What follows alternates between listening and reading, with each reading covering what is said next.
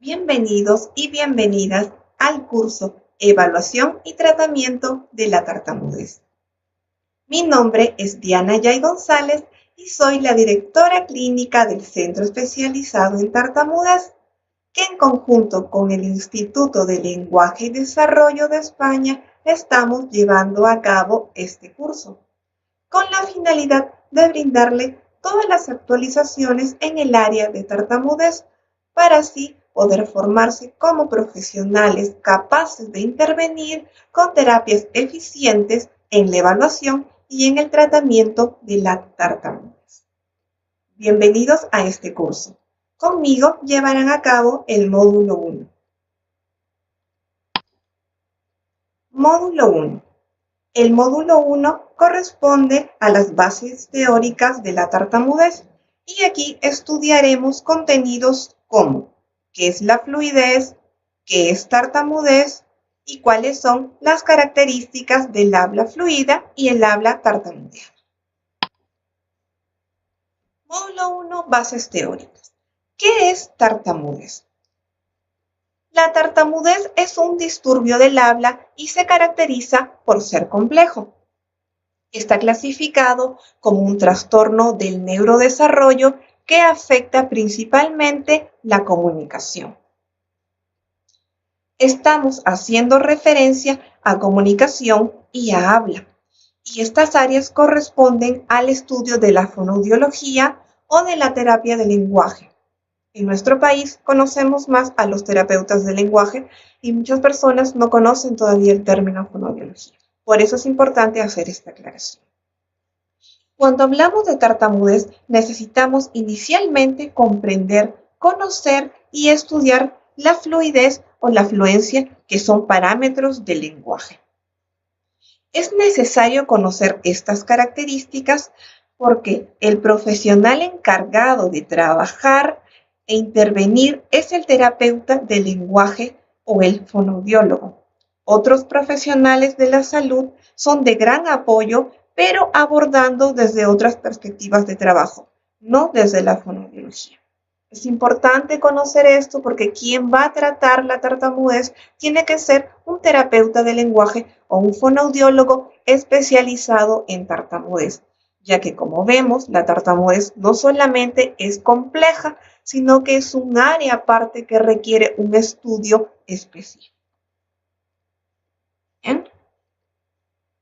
Para comprender la tartamudez y otros disturbios de la fluidez, ya que la tartamudez no es el único disturbio, es necesario estudiar y conocer los parámetros de la fluidez. Es importante conocer qué es fluidez y sus principales características, porque como terapeutas de personas con tartamudez tenemos como objetivos mejorar la calidad de vida, pero también promover la fluidez. Por ende, es necesario tener claros los conceptos relacionados a la fluidez. Además, no es posible entender qué es tartamudez sin comparar con la fluidez. Es necesario tener claro qué es fluidez para poder realizar la comparación y la comprensión de la tartamudez. Fluidez es la producción del habla con continuidad y suavidad. Aquí presentamos dos palabras importantes para definir y comprender fluidez. Continuidad. El hablante fluente es continuo porque no presenta interrupciones o pausas inadecuadas en su habla. Y hacemos referencia a la suavidad porque el habla fluente es suave, no requiere esfuerzo ni tensión para ser emitida. Es una secuencia de palabras dichas de forma clara y espontánea, sin pausas inadecuadas. Es de forma clara porque el interlocutor logra comprender el habla sin mucho esfuerzo. La inteligibilidad está fuertemente relacionada con la fluidez. Y es espontánea porque el hablante fluente no necesita pensar ni planificar durante mucho tiempo lo que va a decir. También tenemos aquí que fluidez es el flujo fácil y continuo de los movimientos musculares del habla. Es suave, sin esfuerzo y rápido, por eso se dice que es fácil. Y nuevamente tenemos aquí la palabra continuo, porque no tiene interrupciones, siendo capaz de producir frases y oraciones con una extensión larga, precisamente por su continuidad y la falta de interrupción. Seguimos. Siendo así que tenemos el concepto formal de fluidez según la Haya. La fluidez es un aspecto de la producción del habla que se refiere a la continuidad, suavidad, tasa de locución y o el esfuerzo con los cuales las unidades fonológicas, lexicales, morfológicas y o sintácticas del lenguaje son expresadas. En este concepto podemos ver que se hace referencia nuevamente a los términos habla y lenguaje, porque estos deben ser producidos con las siguientes características mencionadas. Deben ser producidos con continuidad, suavidad, una tasa de locución adecuada y sin la presencia de esfuerzo. Bien, ahora vamos a ver las características de la fluidez. Cuando nos referimos a las características de la fluidez, mencionamos 5 aspectos: continuidad, esfuerzo, velocidad de habla y estrategias de corrección. Ahora procederemos a explicar cada uno de ellos. Continuidad. Son uniones suaves entre las sílabas y palabras sin interrupciones. De haber pausas, estas pausas se dan con flujo de información. Estas pausas se encuentran en los límites sintácticos entre oraciones o frases. Algunas veces preceden a un descanso o a una inspiración. Entonces, aquí nos damos cuenta que en la continuidad también hay pausas, pero estas pausas no solamente son cortas, sino que permiten que haya flujo de información. Vamos a ubicarnos en los ejemplos. Vamos a iniciar con el cuadro del lado izquierdo en letras negras que corresponde a un ejemplo de un hablante fluente. Por ejemplo, el hablante fluente cuando emite la palabra camisa hace las transiciones entre las sílabas ka, mi y sa de manera suave y continua. No hay pausas, no hay interrupciones.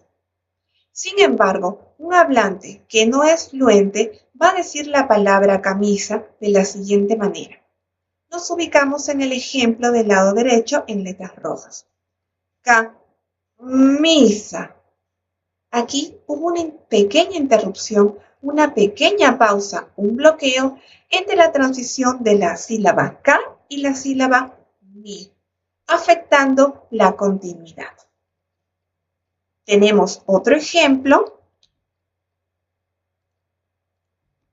pero esta vez nos ubicamos entre palabras y palabras, ya no solamente entre sílabas. El perro ladra. Es un habla fluente, pero el perro ladra. Entre la transición de la palabra el y la palabra perro, también hubo un pequeño bloqueo, afectando la continuidad del habla. Aquí también pudimos observar que las uniones entre la sílaba el y perro no se dieron con suavidad.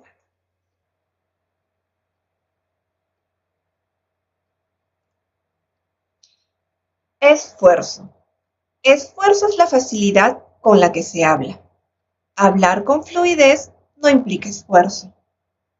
El esfuerzo está relacionado con la presión en la laringe y la lengua. El hablante fluente hace poco esfuerzo físico durante el habla. Como observamos en los ejemplos anteriores, no hubo mayor esfuerzo en el habla fluente. No obstante, en las palabras tartamudeadas hubo esfuerzo para emitir los sonidos y las palabras. y algunas fueron emitidas con tensión. Continuamos. Velocidad de habla o tasa de locución. El habla fluente está pronta, lista, sin demoras. Se da de manera rápida y el habla tartamudeada puede tardar para ser iniciada o incluso para ser finalizada. ¿Cómo te llamas? Y el hablante que no es fluente va a responder con una demora, porque en este caso presenta un bloqueo en el inicio de su respuesta. Por ejemplo, Carlos Alfredo. Entonces, lo que vemos aquí es que las personas con tartamudez tienen una tasa de locución menor por la presencia de disfluencias en su habla, que permiten que el flujo de información que dan sea menor. Otro aspecto de la velocidad de habla es que debe ser confortable, es decir, que la velocidad de habla o la tasa de locución no debe ser lenta, pero tampoco debe ser muy rápida. Continuamos con la última característica de la fluidez. Estrategias de corrección. ¿Qué hace el hablante cuando percibe un error en su habla? El hablante fluente percibe los errores y hace la corrección de manera rápida y sin esfuerzo. Aquí vamos a presentar un ejemplo. Acabo de llegar al cine. Aquí notamos que el hablante hizo su corrección de manera rápida. Estaba diciendo, acabo de ir, cuando en realidad lo que quería decir es que acababa de llegar al cine. Estaba haciendo uso de un verbo incorrecto. Sin embargo, percibió el error, hizo la corrección de manera rápida y restableció la fluidez completando su frase con la información que efectivamente quería dar. Al lado derecho tenemos otro ejemplo donde la estrategia de corrección no se hace de una manera rápida y además presenta esfuerzo. Por ejemplo, pásame el balón. ¿Qué observamos aquí? Que el hablante probablemente iba a decir pásame la pelota.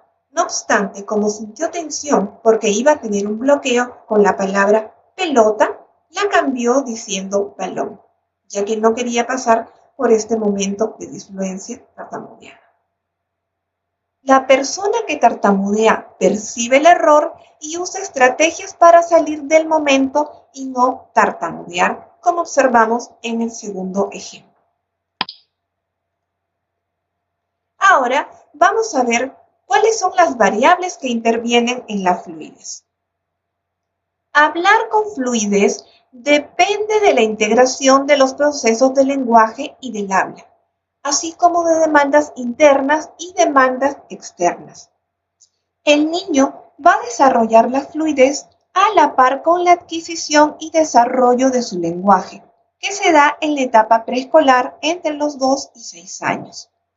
Y la habilidad de hablar con fluidez es adquirida también con la práctica. Vamos a conocer qué variables intervienen para que una persona hable con fluidez o con disfluencias.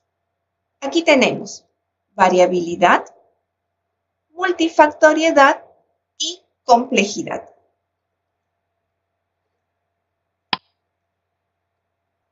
La primera variable, A, variabilidad.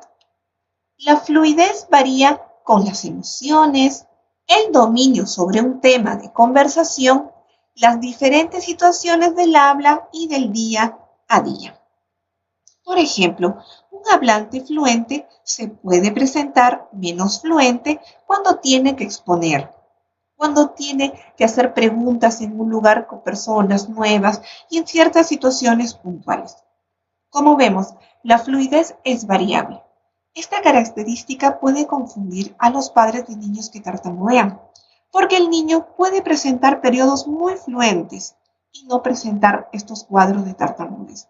Entonces el padre puede confundir esto con la variabilidad de la fluidez. Y como vemos, tanto la fluidez como la tartamudez son variables. B. Multifactoriedad. Existen diversos factores que intervienen en la fluidez, como por ejemplo, el dominio ambiental, el dominio lingüístico y el dominio personal. La fluidez varía según las circunstancias sociales, el habla del interlocutor, la presión del tiempo y las reacciones del oyente. Por ejemplo, es más fácil hablar con una persona que tiene predisposición a escuchar que una persona que no nos está mirando y no nos escucha. En cuanto al dominio lingüístico, es la posición en la oración y la extensión de la palabra. Es frecuente que el niño que tartamudea lo haga con más frecuencia en los inicios de oración o en los inicios de palabra. El dominio personal se refiere a las habilidades propias, a la madurez emocional o la sensibilidad que puede presentar un hablante. Por ejemplo, en cuanto a las personas que tartamudean, una historia reciente de tartamudez, de eventos desagradables respecto a su tartamudez, pueden perjudicar la fluidez. O incluso a un hablante fluente que tiene una historia reciente no agradable respecto a su habla, que habló de pronto frente a una exposición con muchas personas y no le fue bien, lo va a predisponer de manera emocional a no tener tanta fluidez o que no sea tan agradable para él hablar nuevamente frente a un público masivo. Los cambios de humor también pueden perjudicar la fluidez. Ahora tenemos la última variable que interviene en la fluidez, que es la complejidad. La fluidez es compleja porque requiere sincronizar varios procesos de manera eficiente e integrada. Los procesos cognitivos, los procesos lingüísticos y los procesos motores. Aquí podemos ver qué es lo que tiene que hacer un hablante para poder hablar con fluidez. Primero, debe elegir la palabra que va a decir, que corresponde al proceso cognitivo. Luego tiene que elegir los procesos lingüísticos adecuados. Y finalmente, integrarlos con los procesos motores porque debe realizar movimientos con los órganos fonoarticulatorios de manera adecuada. En el proceso motor incluye la respiración, la fonación, la articulación. Entonces vemos que estos procesos en realidad no son nada sencillos. Hablar con fluidez es complejo. Los procesos sincronizados se dan para tener un habla fluida, temporalmente adecuada. Ahora, la fluidez implica mecanismos de procesamiento automático y poco consciente, porque mientras la persona es más fluida, menos atención le da a su habla, menos está monitoreándole y está pendiente de qué dice y cómo lo dice. Cuando estos procesos no se llevan a cabo de manera sincronizada e integrada, se rompe la fluidez y se presentan las disfluencias. Vamos a ver entonces qué es tartamudez. Según el DSM-5, lo define como trastorno de la fluidez de inicio en la infancia. ¿Qué nos dice el DSM-5? Alteraciones de la fluidez y la organización temporal normales del habla, que son inadecuadas para la edad del individuo y las habilidades del lenguaje. Persisten con el tiempo y se caracterizan por la aparición frecuente y notable de uno o más de los siguientes factores. Aquí podemos ver que está resaltado frecuente y notable, que son dos aspectos que debemos tener en cuenta para poder definir y diagnosticar la tartamudez. ¿Cuáles son esos aspectos? Repetición de sonidos y sílabas. Prolongación de sonidos, ya sea de consonantes y vocales. Palabras fragmentadas, palabras cortadas. Bloqueos que pueden ser audibles o silenciosos, porque pueden presentarse con un sonido o sin ningún sonido. Circunloquios. Palabras producidas con exceso de tensión física. y repetición de palabras monosilábicas completas. Ahora, es importante que tengamos en cuenta que la Asociación Americana de Psiquiatría define que la tartamudez no es un trastorno emocional, pero sí este puede tener consecuencias emocionales. La tartamudez es un trastorno del neurodesarrollo. Vamos ahora a desarrollar las principales características de la tartamudez: las repeticiones, las prolongaciones y los bloqueos. Las repeticiones se dan dentro de unidades pequeñas dentro de la palabra. Tenemos así repeticiones de palabras monosilábicas que corresponden a una unidad pequeña, repeticiones de sílabas y repeticiones de sonidos. En el primer ejemplo tenemos: yo me llamo Diana. Aquí realicé 2 veces la repetición de una palabra monosilábica que es me. La repetición la realicé más de 2 veces y con cierta tensión. Este es un criterio importante para poder considerar a un monosílabo como una repetición tartamudea. Ahora tenemos las repeticiones de sílabas. Mañana voy al banco. Aquí repetí la sílaba ma 2 veces dentro de la palabra mañana. Ahora, esta repetición puede ser una sílaba o una parte de la palabra, no toda la palabra completa, solo una parte de la palabra. Y finalmente tenemos el tercer ejemplo correspondiente a las repeticiones de sonidos. Ayer fuimos al cine. Aquí podemos ver que hice la repetición del sonido, del fonema, no de una sílaba. Fuimos al cine. Continuamos con las prolongaciones. Ocurren cuando el sonido dura más tiempo de lo normal y generalmente en sonidos fricativos y vocales. Por ejemplo, mañana tengo que despertarme temprano. Podemos ver que prolongué el sonido de la M en la palabra mañana. Mañana tengo que despertarme temprano. Cuando usualmente, si no hubiese sido una prolongación, yo hubiese dicho mañana. La M tendría, el sonido de la M tendría una duración más corta, pero en este caso se dio con una prolongación. Tenemos otro ejemplo. ¿Sabes a qué hora juega Perú? Aquí también realicé una prolongación del sonido ¿sabes a qué hora juega Perú?, que corresponde a una prolongación. Para poder diferenciar una prolongación de una repetición de sonido, me doy cuenta que aquí, en la prolongación, el sonido se emitió solamente una vez, solo que se prolongó. ¿Sabes? Aquí puedo diferenciarlo porque una repetición de sonido empieza, acaba y escucho los sonidos con una pequeña pausa, ¿no?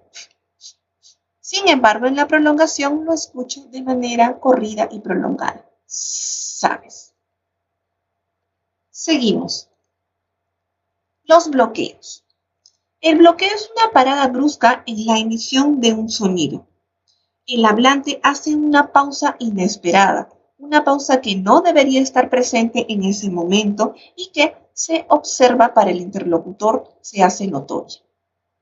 Además, se lleva a cabo con tensión, porque el hablante coloca la posición articulatoria con mucha tensión y no logra liberar el sonido. Los bloqueos se dan generalmente en sonidos plosivos. Vamos a observar estos 2 ejemplos. Me llamo Carla. Aquí tuve una pausa inadecuada, una pausa que no debería estar cuando digo mi nombre. Y el segundo ejemplo. Ya salí del trabajo. En este ejemplo, no solamente tuve una pausa, inadecuada, sino que también tuve esfuerzo y tensión física. Hice el esfuerzo con mi cabeza tratando de sacar la palabra y el esfuerzo fue visible. Ahora vamos a ver qué es tartamudez con toda la información que hemos ido observando. Tartamudez es una forma de hablar interrumpida por ciertas alteraciones características, como prolongaciones, repeticiones y bloqueos. Todo esto se va a dar de manera involuntaria, frecuente, con esfuerzo y es variable. ¿Por qué hablamos del aspecto involuntario? Cuando un niño pequeño comienza a tartamudear, muchas veces los padres lo relacionan a que está celoso porque nació el hermanito, que quiere llamar la atención o que se está juntando mucho con un amiguito que tartamudea. Es importante tener claro que la tartamudez es involuntaria. El niño, el adolescente o el adulto no están tartamudeando porque quieren. Es frecuente porque precisamente las características de prolongaciones, repeticiones y bloqueos deben cumplir con un criterio cuantitativo de frecuencia para poder diagnosticar una tartamudez. Se da con esfuerzo porque hemos visto que cada una de esas características se acompañan de fuerza para poder sacar o decir las palabras. Y es variable porque la tartamudez varía en función de diversos contextos. Por ejemplo, un día un niño que empezó a tartamudear, que ya tenía un grado de pronto moderado, amanece muy fluido y puede presentarse en un periodo de fluidez incluso de meses. No obstante, después de 2 meses el niño se despierta y ese día comenzó a tartamudear mucho. Entonces es variable, incluso los adolescentes y los adultos pueden tener días, en función a factores externos o internos, en que su fluidez esté mejor acentuada y tener otros días que tartamudean mucho. Es variable también en función al contexto, porque puede haber ciertos lugares o ciertas personas que propician su fluidez o de lo contrario incrementan su grado de tartamudez. Ahora, todos estos aspectos mencionados son la parte visible de la tartamudez. Es lo que las demás personas, los interlocutores frente a una persona con tartamudez, pueden observar. No obstante, la tartamudez también tiene una parte no visible que corresponde a los sentimientos y actitudes de la persona que tartamudea. La persona que tartamudea no solamente emite prolongaciones, repeticiones y o bloqueos, sino que también acompaña estos eventos de tartamudez con miedo, miedo a hablar, miedo a cómo te miran, con frustración porque de pronto en clase el adolescente que tartamudea no es capaz de decir todo lo que sabe, vergüenza por las reacciones que tienen los otros frente a sus influencias o sus concomitantes físicos, entre otros. Esta parte la vamos a desarrollar más en la parte final del módulo correspondiente a calidad de vida. Vamos a ver ahora cuáles son las características de un habla fluida y un habla tartamudeada. Todos los hablantes presentamos disfluencias en nuestra habla. Incluso durante la grabación de esta clase yo he presentado varias disfluencias, como todos los hablantes, sin embargo no soy una persona que tartamudea. No obstante, para referirnos a la tartamudez se debe cumplir con algunos criterios cuantitativos y cualitativos en el habla. Aquí vemos, hay disfluencias, sin embargo, algunas disfluencias son comunes y otras disfluencias son típicas de la tartamudez. A las disfluencias típicas de la tartamudez también las conocemos con los nombres de disfluencias tartamudeadas o disfluencias atípicas. También se le conoce, que no está aquí, con el nombre de disfluencias motoras. porque precisamente estas disfluencias, como las repeticiones, las prolongaciones y los bloqueos, se dan en un desfase motor o contención motora. Y las disfluencias comunes se les conoce también con los nombres de otras disfluencias o disfluencias típicas. Vamos a ver qué características presentan las disfluencias comunes y las disfluencias tartamudeadas. Por ejemplo, nos ubicamos en las disfluencias comunes, que son las disfluencias que presentamos todos los hablantes, los que tartamudean y los que no tartamudean. Aquí, punto 1. Respecto a la población, las disfluencias comunes las presentan todos los hablantes. Y las disfluencias tartamudeadas son comunes en personas que tartamudean. Segundo punto, porcentaje normal. Las disfluencias comunes están permitidas hasta un 10% y las disfluencias tartamudeadas deben haber hasta máximo 2,5% para decir que una persona es un hablante fluente. Sin embargo, debe haber un mínimo del 3% para poder dar un diagnóstico de tartamudez.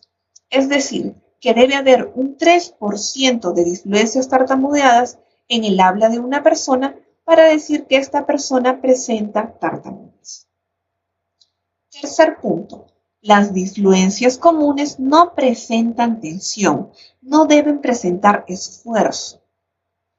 Si una disfluencia viene acompañada de fuerza, de cierre de ojos, pestañeo, fuerza física, movimiento, ya no se trataría de una disfluencia común. Estaríamos hablando de una disfluencia tartamudeada. Entonces, la tensión es frecuente en las disfluencias tartamudeadas, pero la tartamudez no siempre se presenta con concomitantes físicos. Es decir, una persona puede tener repeticiones y no necesariamente se va a apreciar en su cara o en su cuerpo. De igual manera, pueden haber bloqueos en donde no se perciba mucho la tensión. Punto número 4. Las disfluencias comunes preservan la fluidez porque, a pesar de que uno presente una disfluencia, retoma su diálogo, su oración o la conversación que está haciendo y preserva la fluidez. No obstante, las disfluencias tartamudeadas se caracterizan porque interrumpen la fluidez y es visible y notable para los interlocutores. Ahora, punto número 5, vamos a ver cuáles son los tipos de disfluencias comunes. Tenemos excitación, interjección, repetición de palabra no monosilábica, repetición de parte de frase o de frases completas y revisiones. Y los tipos de disfluencias tartamudeadas son las que ya hemos analizado y observado en las diapositivas anteriores. Repeticiones de palabras monosilábicas, de sílaba y de sonido, las prolongaciones y los bloqueos. Ahora vamos a ver los tipos de disfluencias tartamudeadas. A. Repeticiones. Es importante recordar que estas repeticiones se dan en segmentos cortos dentro de las palabras, o en este caso siendo una palabra monosilábica.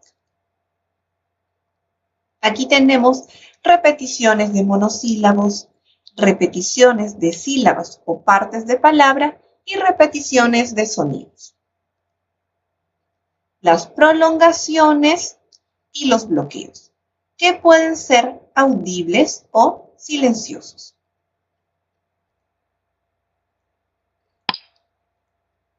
Ahora vamos a ver los tipos de disfluencias comunes. En las disfluencias comunes también están las repeticiones, pero estas repeticiones se van a dar en segmentos más grandes. repeticiones de palabras no monosilábicas. Estas son consideradas disfluencias comunes que las tenemos todos los hablantes. Aquí tenemos un ejemplo. Estoy estudiando un curso de formación. Aquí podemos observar que se dio una repetición de una palabra completa, que es estoy. Esta palabra presenta 2 sílabas. No es una palabra monosilábica. Por lo tanto, se trata de una repetición que corresponde a una disfluencia común. Repeticiones de frases o parte de frase. Aquí tenemos el primer ejemplo. Mi mamá se fue al mercado. Podemos observar que se repitió una parte de la frase que corresponde a mi mamá. Esta repetición es parte de una disfluencia común. En el segundo ejemplo observamos que se repite toda la frase. Es una frase pequeña, pero está repetida. ¿Dónde está? ¿Dónde está? Esta repetición también corresponde a una disfluencia común. Excitaciones. Las excitaciones son pausas cortas de 1 a 2 segundos que se toma el hablante cuando está pensando o formulando su discurso. Estas pausas también pueden encontrarse llenas porque van a tener sonidos como y prolongaciones finales de las vocales de ciertas palabras. Aquí tenemos algunos ejemplos. Nos ubicamos en el primer ejemplo. Mi mamá está enferma. Tuve una pequeña pausa entre mamá y el verbo que seguía, pero fue una pausa muy corta, casi imperceptible. En el segundo ejemplo, primero subimos las escaleras y después abrimos la ventana.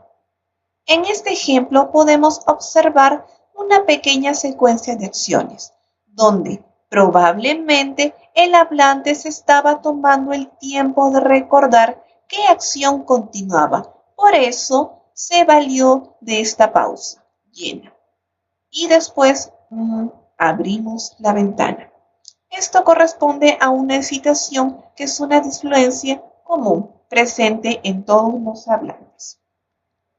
Tercer ejemplo. Quisiera saber cuánto cuesta el curso. En esta pedida de información, la persona también presentó una pausa llena, sirviéndose del sonido para pensar o para completar su frase.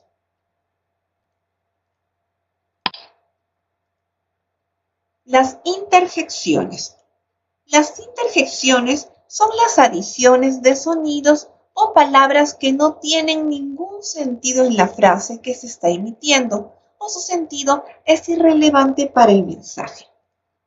Por ejemplo, mañana vienes temprano y traes el pan. Esta palabra no cumple ninguna función dentro de la oración. Sin embargo, está presente y es irrelevante. Me gusta jugar básquet. Bueno, también vóley. En esta frase, la palabra bueno, si bien es cierto, complementa la información, su sentido es irrelevante para el mensaje emitido.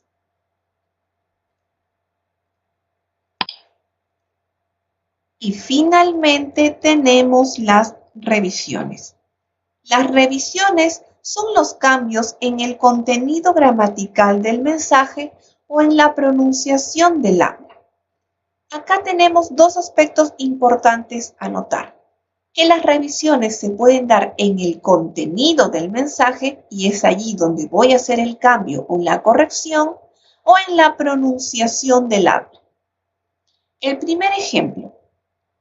Ya terminé la tarea de historia, de matemáticas. En esta frase veo que noté que tenía un pequeño error porque la tarea que yo había terminado no era la de historia, era de matemáticas. Entonces rápidamente realicé la revisión dentro de la frase. Esto corresponde a una disfluencia común. Aquí podemos ver que este ejemplo corresponde a la revisión o cambio de contenido gramatical, porque cambio una parte de la frase, que cambia el sentido de la misma oración. Ahora vamos a ver el segundo ejemplo. Pásame la mantequilla. La mantequilla. Aquí estoy realizando una revisión en la pronunciación de mi habla, porque yo omití el sonido dentro de mi palabra. En lugar de decir mantequilla, dije matequilla. No obstante, realicé rápidamente la revisión y pude emitir mi mensaje de manera correcta. Ahora vamos a ver algunos aspectos más de la tartamudez. La tartamudez tiene manifestaciones clínicas que pueden ser obligatorias o no obligatorias. En las manifestaciones obligatorias tenemos las disfluencias típicas de la tartamudez, que acabamos de observarlas en las diapositivas anteriores. Las repeticiones, las prolongaciones y los bloqueos, que están presentes en todas las personas que tartamudean. Quizás no todas tienen repeticiones, prolongaciones o bloqueos, pero presentan alguna característica de estas en sus disfluencias. Y en las manifestaciones no obligatorias tenemos los concomitantes físicos, una menor tasa de locución y sentimientos negativos relacionados al habla. Los concomitantes físicos son los movimientos físicos o la tensión muscular que se puede presentar antes o durante el momento de disfluencia. Es decir, que una persona que tartamudea puede presentar sus repeticiones, sus prolongaciones o sus bloqueos con esfuerzo físico. Dentro de los concomitantes físicos tenemos sonidos dispersivos, movimientos faciales, movimientos de cabeza y movimientos de las extremidades. Los sonidos dispersivos pueden ser silbidos, chasquidos o una respiración ruidosa, acompañado al evento de tartamudez. Tenemos también los movimientos faciales, que son movimientos anormales o con tensión a nivel facial. Son movimientos que no son usuales cuando una persona está hablando.